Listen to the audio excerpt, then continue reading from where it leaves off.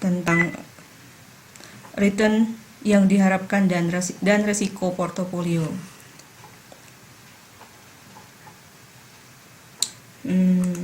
Okay.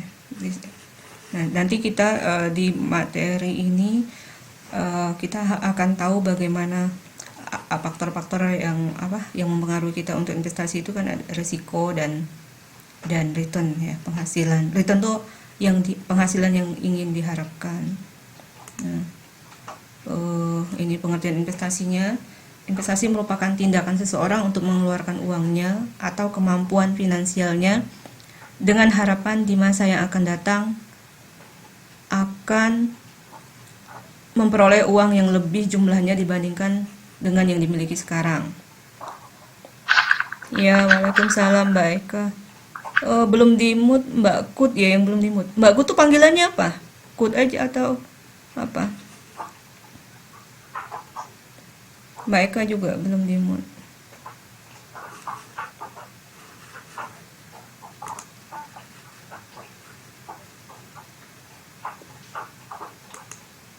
Nah, tujuan investasi itu adalah untuk meningkatkan kemakmuran investor. Ya, ini tujuan secara umumnya. Pasti kita ketika investasi kan pengen dapat untung gitu ya, nggak mungkin dapat rugi kan ya.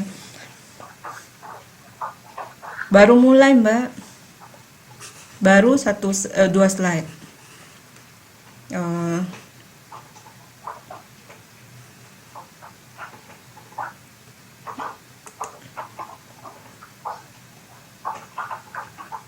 Mbak Eka bisa di-mute.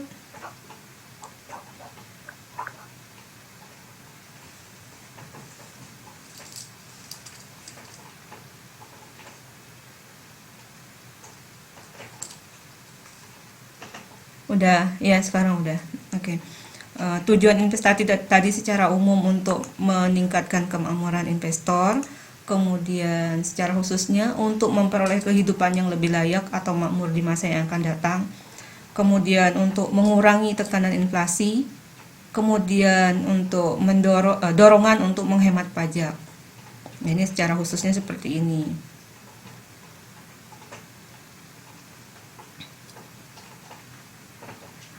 Oke. Sebenarnya ini teoritis sekali gitu ya. Ya pastilah namanya orang investasi pasti kita ingin untuk meningkatkan penghasilan kita, atau daripada uangnya mungkin kalau hanya disimpan di bank misalnya tidak bertambah ya, tidak meningkatkan kemakmuran ya, maka caranya bisa dengan berinvestasi yang lainnya gitu, bukan hanya nyimpan di bank misalnya. Nah, kemudian mengurangi tekanan inflasi itu maksudnya kemungkinan kalau uang nggak kita investasikan, kita pegang uang banyak kan jadi pengen belanja. Nah, tingkat belanja yang tinggi ini, konsumtif ya, itu sebenarnya bisa memicu inflasi. Itu maksudnya kenapa mengurangi inflasi. Kemudian dorongan untuk menghemat pajak itu sebetulnya karena biasanya kalau misalnya kita punya uangnya ini sebenarnya untuk perusahaan menghemat pajak tuh ya, kalau perorangan agak susah saya ngasih contohnya. Kalau perusahaan itu biasanya ketika dia punya laba, istilahnya laba ditahan. Nah, laba ditahan itu kalau uangnya dibagi dalam bentuk dividen, itu kan akan harus bayar pajak gitu loh. Nah, supaya nggak bayar pajak, maka uangnya diinvestasikan lagi gitu. Karena biasanya diinvestasikan lagi kan uangnya mutar. Nah, karena uangnya mutar, jadi belum jadi penghasilan. Jadi itu dianggap menghemat pajak. Kalau menurut saya sih sebetulnya nggak menghemat, cuma menunda saja gitu, pajaknya tertunda. Itu maksudnya. Kemudian saya lanjut lagi. Kalau mau bertanya boleh ya. Setelah ini materinya ya ini teori sedikit, tapi setelah itu nanti mulai masuk ke bagaimana cara menghitung return dan risiko. Kemudian proses investasi itu pertama penyusunan tujuan investasi. Jadi tujuannya apa gitu kita berinvestasi itu. Kemudian menetapkan tingkat risiko yang dikehendaki. Kita harus tahu risikonya berapa. Kemudian membentuk portofolio yang optimal dan memeriksa kinerja investasi. Nah, Dua di atas ini yang dipelajari malam ini, kemudian yang di bawah membentuk portofolio dan memeriksa kinerja investasi itu yang minggu depan.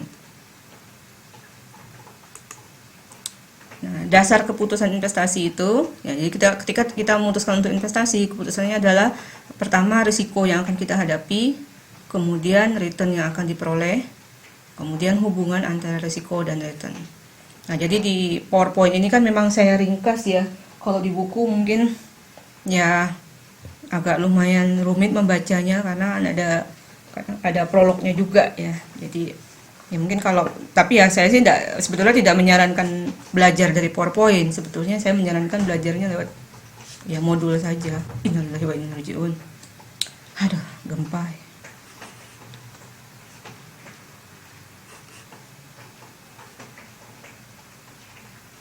Ntar saya lagi deg-degan habis gempa.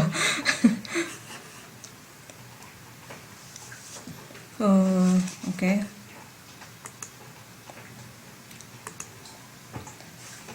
Tapi buku ini memang lumayan rumit bacanya karena ada yang sebagian yang nggak beraturan gitu pas contoh-contoh, kemudian hitungan-hitungannya itu ada beberapa yang lompat-lompat ya nanti. Tapi mudah-mudahan dari PowerPoint ini kan sebagian saya jelaskan bisa membantu. Oke, sip. Mumet. Ya, karena dia enggak berurutan ya. Tapi nanti bisa di compare sama PowerPoint-nya karena ada beberapa yang saya jelaskan lagi supaya lebih paham dan ada yang salah juga ya. Angkanya beberapa ada yang salah. Oke, saya lanjut lagi.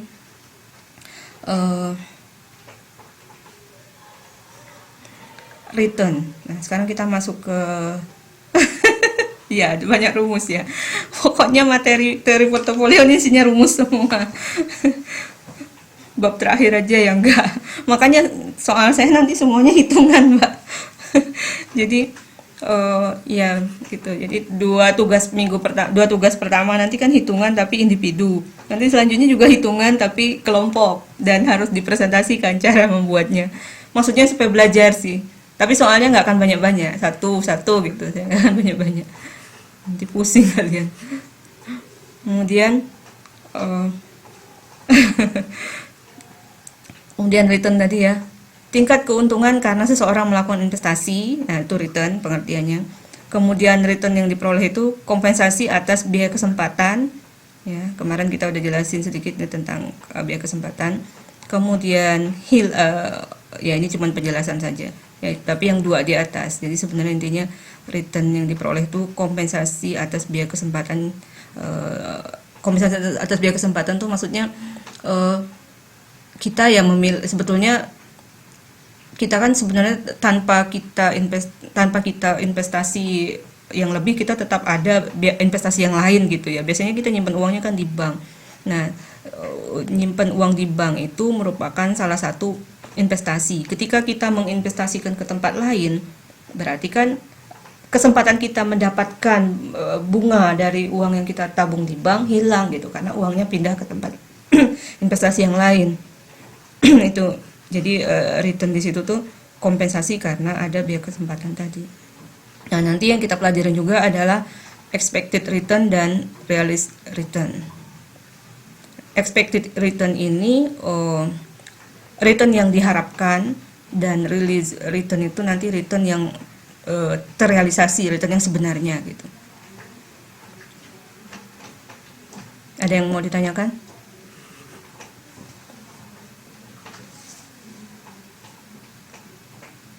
Oh iya. Oh, Dewi itu ada dua ya, Dewi Ernawati sama Dewi Rahmawati ya. Oke, saya lanjut ya. Ini bisa dibaca, pokoknya ini bisa dibaca semua, ada di buku ya. Tapi kalau nggak ngerti boleh tanya. Oh, Dewi sama Dwi, oke. Komponen return. Nah, komponen return tuh ini ada dua macam. Oh gitu. Habis namanya beda-beda ya. Nama asli sama nama di ini Skype-nya mungkin beda-beda. Belum lagi nama Facebooknya beda juga, tambah pusing saya. Kedengaran gak sih saya ngomong, takutnya terlalu pelan? Kasih tahu kalau pelan, kasih tahu nanti enggak ini. Kemudian biar tuh tambah ngantuk maksudnya. Kemudian komponen return. Nah, komponen return itu pertama ada dua. Pertama, untung rugi dari modal. Untung rugi ini maksudnya kalau misalnya kita beli saham, saham itu bisa dua cara dapat untungnya gitu. Pertama, saham itu kita beli sekarang terus nanti jual. Ya, kalau misalnya contoh lah kayak Anda beli rumahnya beli harga 100 juta, dijual 200, berarti ada untung kan 100 juta ya nggak? Nah, jadi untungnya itu namanya untung rugi modal atau disebut gain, capital gain atau loss gitu ya. Nah, kemudian ada lagi satu lagi yang di bawahnya itu imbal hasil. Imbal hasil, yield istilahnya di sini merupakan pendapatan atau aliran kas yang diterima investor secara periodik. Misal contoh di sini misalnya dividen atau bunga gitu. Kalau misalnya uang kalau khusus obligasi dan ini cuma bisanya. Kalau nyimpan di bank cuma bunga aja. Tapi kalau obligasi dan dividen dan saham itu memang bisa dua macam gitu. Sama aja kayak rumah. Kalau rumah tadi misalnya beli terus dijual, itu langsung dapat untung. Tapi kalau misalnya misalnya sawah, kan ada panennya ya. Nah, panennya itu sama seperti dividen atau bunga ini. Itu maksudnya. Makanya dua macam untungnya gitu ya. Tapi kalau Anda simpan uang di bank kan cuma satu macam untungnya, bunga saja gitu. Waalaikumsalam warahmatullahi wabarakatuh. Susah sinyalnya ya. Di gunung ya Mbak Ayah. Di mana sih gunungnya?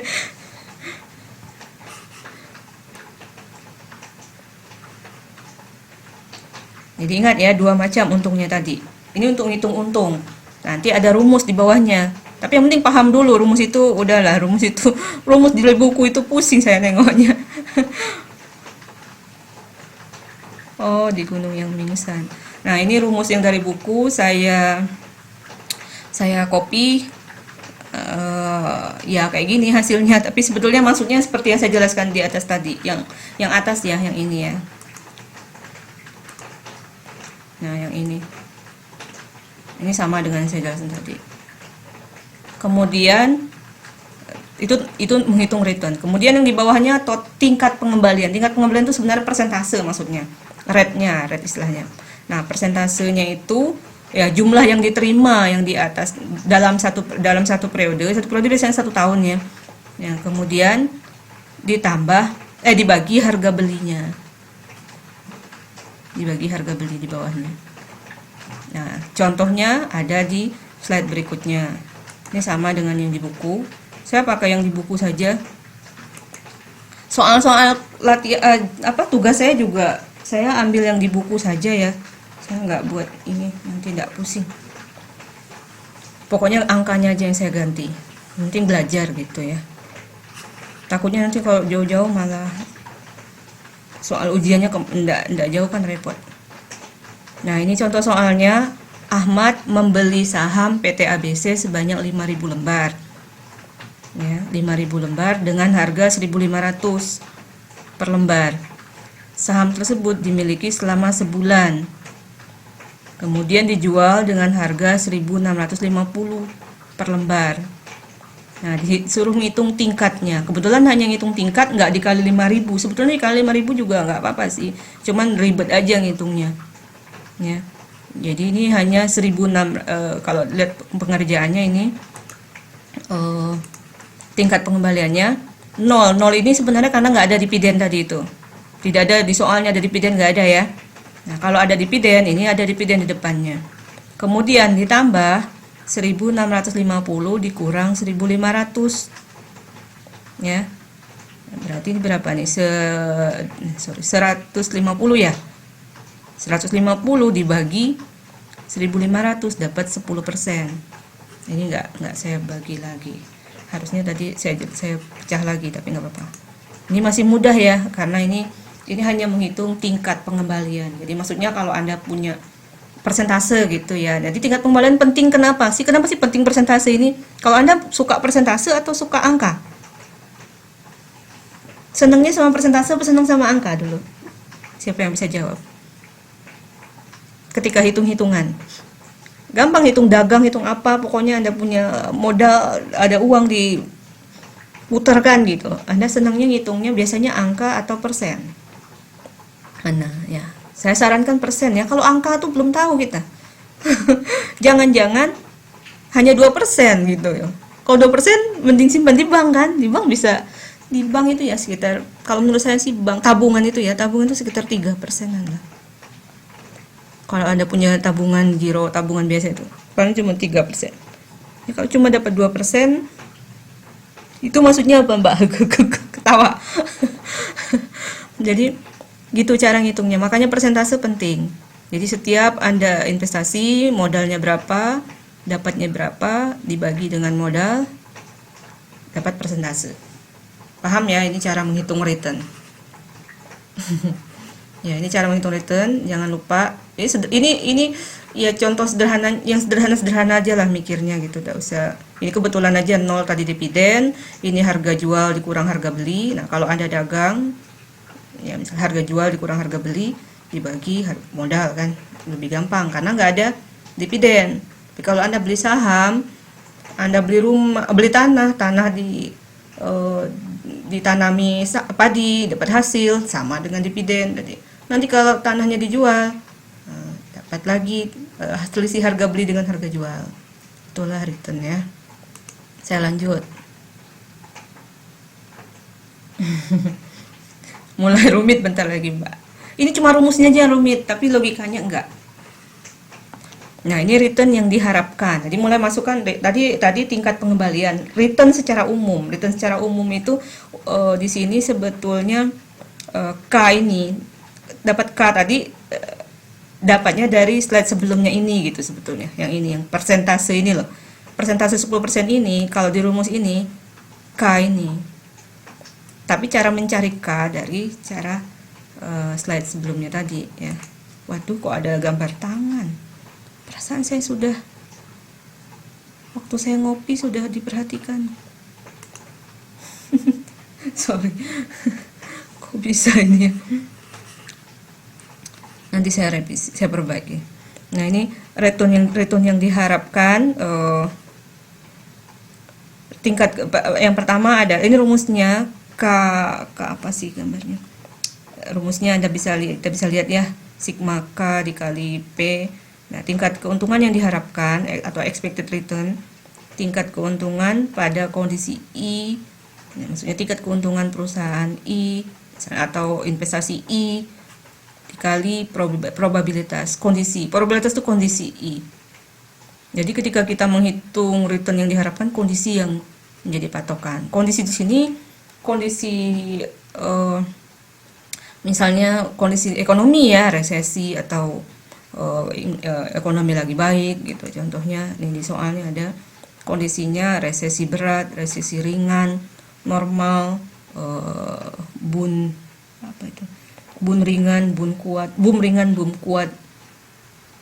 Mungkin boom ini bukan resesi, kebalikannya ya.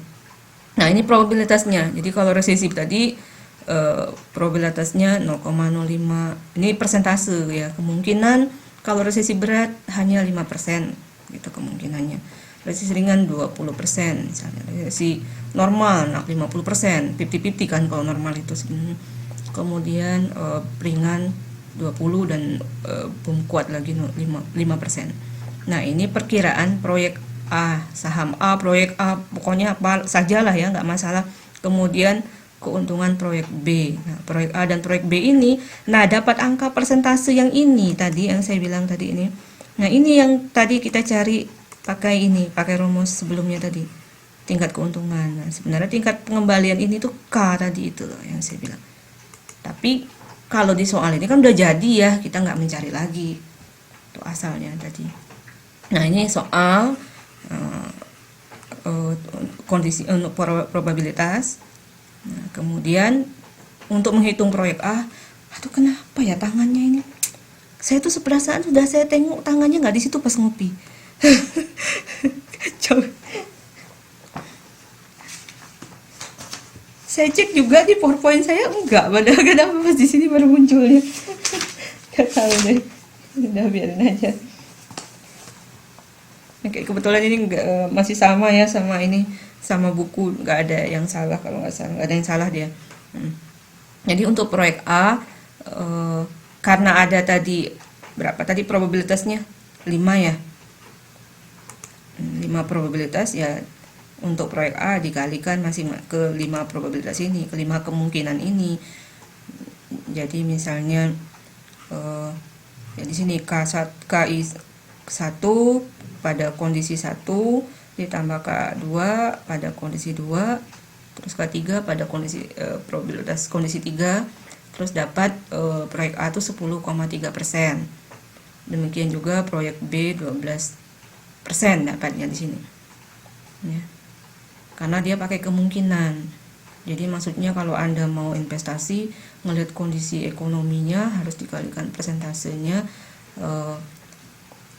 hasilnya dapat returnnya ini 10,3 dan 12%. Nah, itu untuk ngitung return ya. Silakan kalau ada pertanyaan.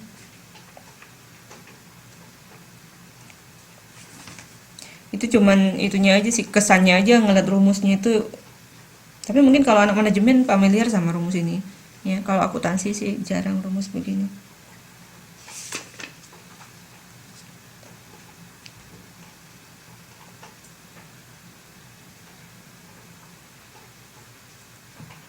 Jadi tetap harus pakai perkiraan gitu, kondisi resesi dan sebagainya. Proyeknya itu dapat hasilnya seperti ini, 10 dan 13 tadi untuk beda proyek. Oke, saya lanjut lagi risiko. Nah, risiko di sini kemungkinan return aktual yang berbeda dengan return yang diharapkan. Jadi tadi kan kita pertama itu di return yang diharapkan. Nah, risiko adalah selisih dari return yang diharapkan dengan return yang aktual.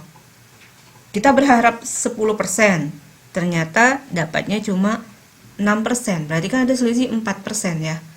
Nah, 4% itu disebut risiko di sini. Ya.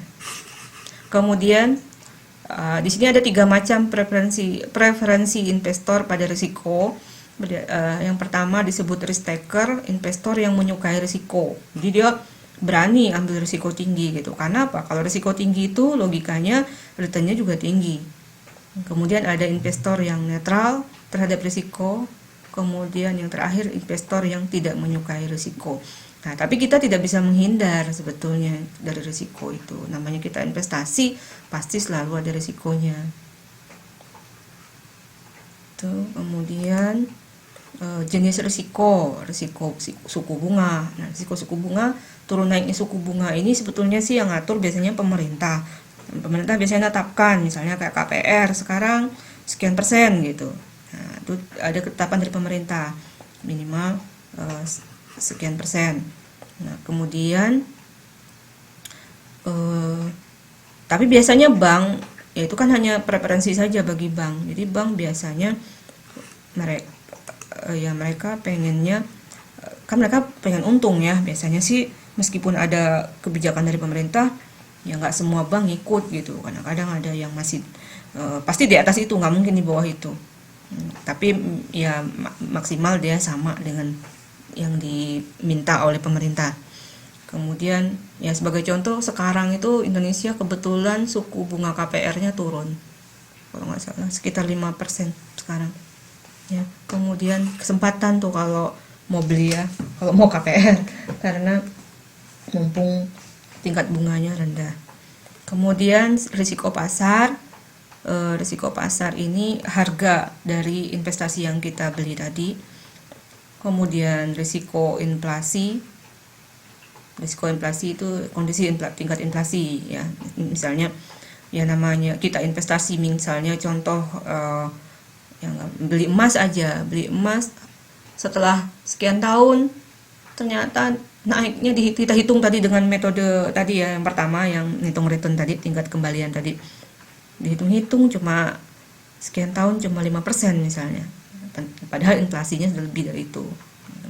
Kemudian risiko bisnis, ya risiko bisnis kondisi bisnis sedang turun misalnya. Kemudian risiko finansial kondisi keuangannya. Kemudian risiko likuiditas kemampuan membayar. Kemudian risiko nilai tukar mata uang. Risiko nilai tukar mata uang ya, yang kita tahu beberapa bulan lalu di Indonesia kan sempat mata uangnya turun sekali ya nilainya dengan dolar Amerika. Itu jenis risiko. Kemudian formula menghitung risiko. Nah, ini rumus menghitung risiko itu standar deviasi sebetulnya risiko itu ya, standar deviasi yang tadi saya jelaskan sederhana tadi itu, yang itu sederhananya yang saya jelaskan itu, tingkat return yang diharapkan dikurang return yang sebenarnya. Kemudian rumusnya seperti ini ya, standar deviasi akar dari k aktual ya itu ya, k aktual itu k yang sebenarnya, return yang sebenarnya dikurang return yang diharapkan dikuadratkan ya, dikurangi probabilitas, dikali harusnya ya, nanti saya lihat di ininya kok minus ya, dikurangi probabilitas. Nah, kemudian ini contohnya di halaman 216 ya. Nah, 216 ini soalnya latihan menghitung risiko kondisi perekonomian. Tadi sama dengan soal yang tadi ya, dari soal yang tadi ini yang 3% tadi yang proyek A dan proyek B. Kemudian ini cara ngitungnya. Nah, mungkin di buku agak beda cara menghitungnya. Sebenarnya maksudnya sama. Cuma saya ngasih tahu biar sama gitu dengan rumus. Nah, kalau di buku kan dia pakai dalam kurung, kemudian akar pangkat 2, kemudian setengah, akar pangkat setengah harusnya itu ya. Jadi agak nggak jelas di bukunya, jadi saya buat sebetulnya seperti ini sama dia, diakarkan nantinya gitu. Nah, ini saya buat, jadi memang situ ada salah, minus 35 ya, harusnya minus 3%, kemudian dikurangi 10,3%, dikali, makanya saya taunya kali, jadi ini kok minus gitu, jadi sebenarnya kali itu bukan minus ya. Rumusnya ini juga salah dia, kali probabilitas. Jadi ini yang pertama minus 3% dikurangi 10,3%, pangkat 2 dikali 0,05, kemudian terus lagi ditambah 6%, 6 tuh udah di tabel yang baris ke bawahnya ya, kemudian dikurang 10,3% ya, dikali 0,2 ya, terus sampai terakhir ini yang terakhir yang 19%, tabel yang paling bawah 19% apa 18 ya, sorry, harusnya 18 apa 19 ya. Oh, saya salah lihat soal, benar 19%, dikurang 10,3 kan tadi yang rata-ratanya tadi ya, rata-rata tertimbang sebenarnya itu ya, yang diharapkan itu dikali kuadrat dikali 0,05, terus hasilnya nanti totalnya saya sebenarnya punya Excelnya, ini totalnya berapa, kemudian nanti dikuadratkan dapat 4,39% ya, 4,39. Kalau Excelnya itu totalnya 19,31 sebelum diakarkan. Sebelum diakarkan dia 19,31, diakarkan 4,39%. Ini saya tes pakai Excel ngitungnya karena saya nggak punya kalkulator yang bagus ya. Kalau Anda punya kalkulator bagus bisa dicoba. Terus yang B-nya, siapa yang sudah coba ngitung B? Berapa hasilnya B-nya? Proyek B-nya. Proyek B berarti minus 2% dikurang 12% ya. Sudah ada belum yang coba ngitung?